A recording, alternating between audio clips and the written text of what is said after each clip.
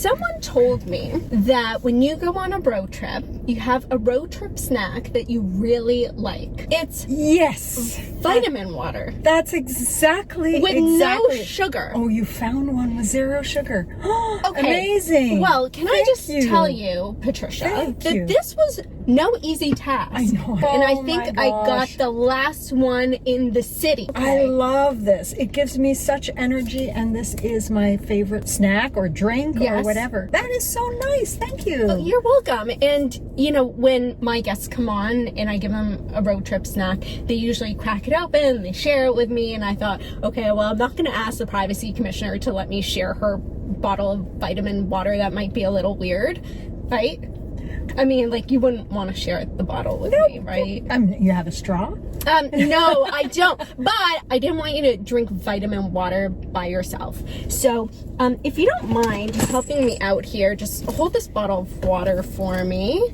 And I have a few vitamins that I'm just going to take, and then we can both have vitamin water, and it'll be great. Here are all my vitamins. Do you just mind cracking that open for me? Yes. These are vitamins, by the way, so we're going to be okay. This is where the vitamin water comes in. So excuse me while you're welcome to drink your vitamin water if you want. We if you have feel vitamin comfortable. water and real life vitamins all going on here in this car. Yeah. And then that way we're both feeling energized and healthy. And, you know, if I start glowing in the dark, it's okay. Don't worry about it. It's just vitamins. This is great. I'm going to have such a good day.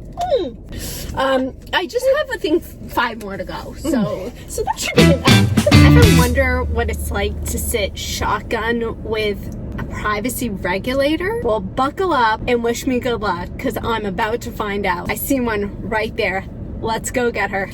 Hey, need a ride? So nice to see you. So nice to see you too, Commissioner. Oh my goodness, I'm so excited. Well, thank you so much for joining me on Carpool Consulting. Thank you for having me and taking me out of my regular day to do such a fun outing with you. My pleasure. So, Commissioner, I'm wondering... You can call me Patricia, by the way. Okay, all right, thank you. So, Patricia, as Ontario's Information and Privacy Commissioner, for some, that is a very official, kind of mysterious role. Can you tell us, what do you actually do and who falls under your watch? Okay, well, first of all, it shouldn't be mysterious, which is a great reason for doing this, to explain what I do in very simple terms.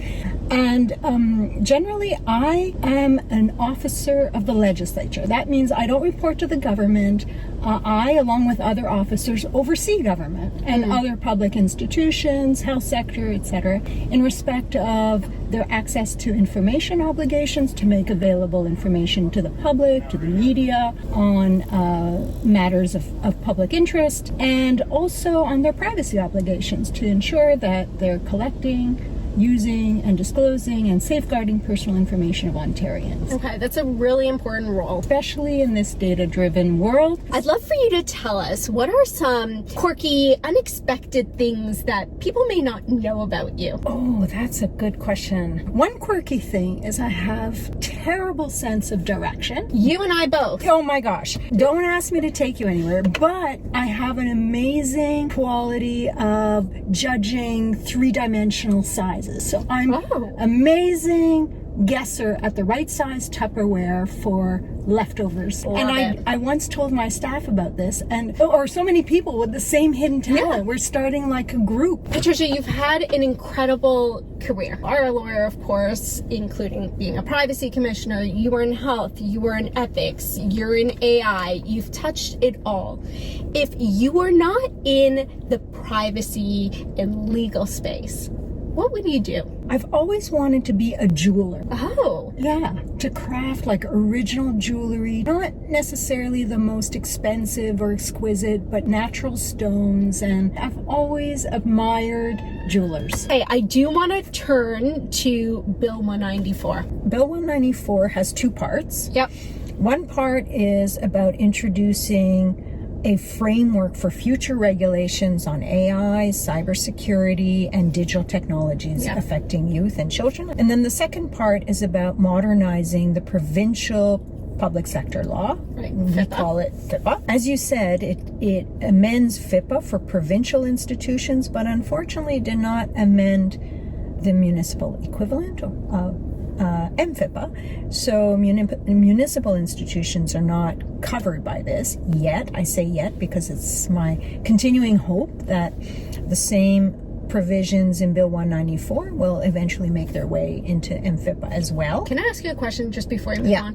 Why didn't it impact MFIPPA? Why was it just FIPPA? I think you need to ask government that, but what I understand is that they wanted more time to consult with municipal institutions before imposing new obligations on them, which is fair, as long as they carry through, and have those consultations. Soon, we come up with a version of MFIPPA amendments that is well suited for the municipal sector and that is aligned with the changes in Bill 194. So the main changes in Bill 194 are provincial institutions now have to do PIAs before they collect personal information for new initiatives. And that was always an aspect of safeguarding obligation, but now it's explicit in the law, so we're very happy about that, and it'll encourage that upfront thinking to make sure that they're designing new projects and initiatives with privacy in mind and mitigating against privacy risks. And we, as a data regulator, the IPC, we could ask to see the PIAs. Right. So what situations would you ask an agency to see their PIA? There's a couple.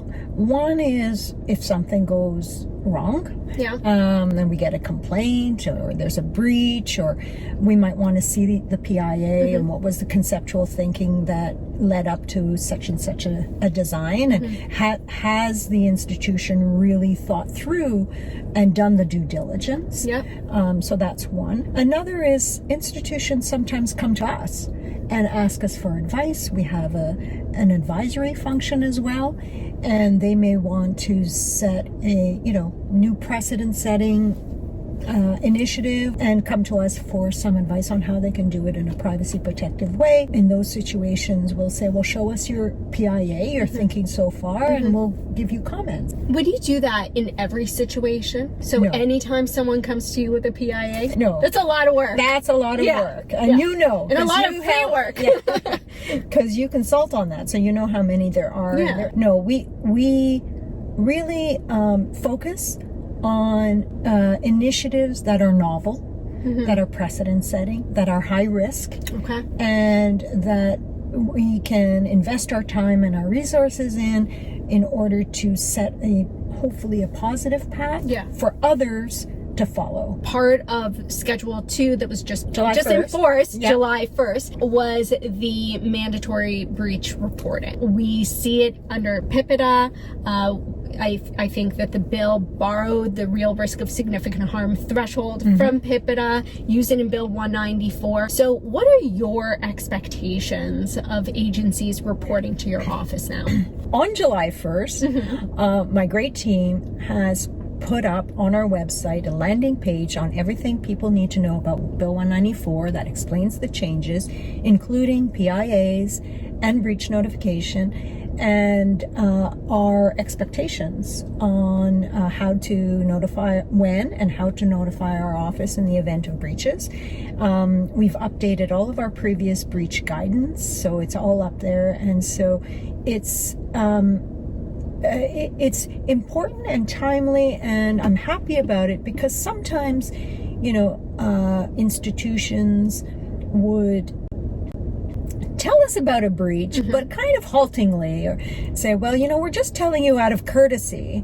And then we'd say, okay, and then we'd want to work with them, and then you'd kind of shut down and say, no, this was just a courtesy call. We're under no obligation. And right, because it wasn't mandatory. It wasn't mandatory. So I think this is good, because it's clear that it is mandatory and that we can get notified earlier because there is a time element in there. It has to be done as soon as feasible. And we can work together with them on the breach response.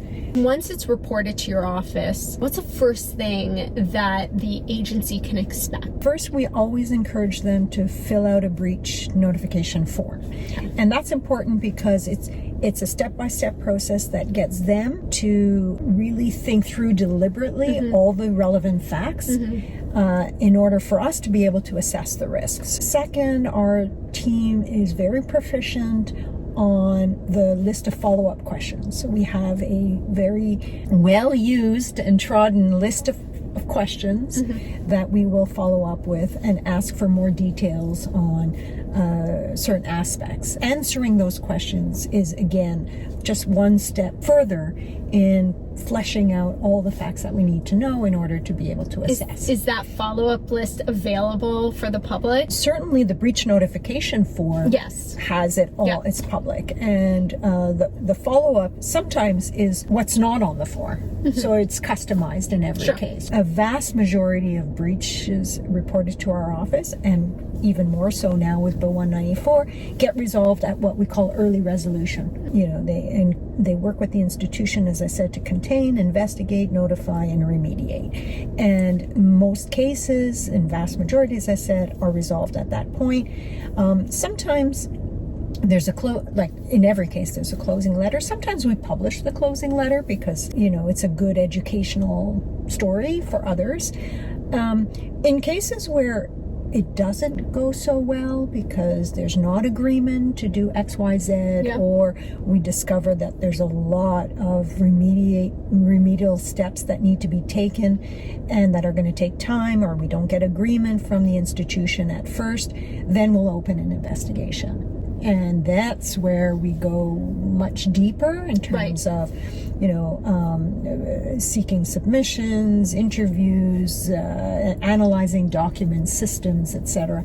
And in that case, we publish a report. Now, under Bill 194, if I may, the third big change is that investigation process that we used to always do is now laid out in the law explicitly. Before we used to do it, but it was based on a very nebulous provision in our act that allows us to report to the legislature on matters of risk, and the courts have said, well, that gives you the mandate to investigate. But it really wasn't in the law anywhere. There was no regime, there was no explicit powers, there was no steps, and now Bill 194 thankfully lays out a whole investigative regime with investigative powers and order-making powers. So for the rare cases, I'm happy to say, where institutions don't want to, follow our recommendations on how to remediate, for instance, following a breach, we can now order them to do something or to stop doing something. With Bill 194, I can imagine that there's going to be an influx of work within your office. Currently, how many breaches are reported before July 1st? And what do you expect after July 1st? And how are you going to handle all of that? We had to think about that. Right. And we did our research of other jurisdictions that got mandatory breach reporting as part of their legislative reforms, including Ontario under PHIPA. Yeah. As you know, mandatory breach reporting came into effect, I think, 2018. So in all of those instances, we went back either in our case to our own records, or we asked our FPT colleagues, and in all instances, it was at least a doubling of breach reports from the time it was voluntary to the year it became mandatory. So, Commissioner, if school boards accidentally post student health records on a public website, if the ministry rolls out a data sharing initiative without doing a PIA, when someone replies all, which includes an attachment with millions of people's personal information, I just want you to know that you can shine this signal, and I will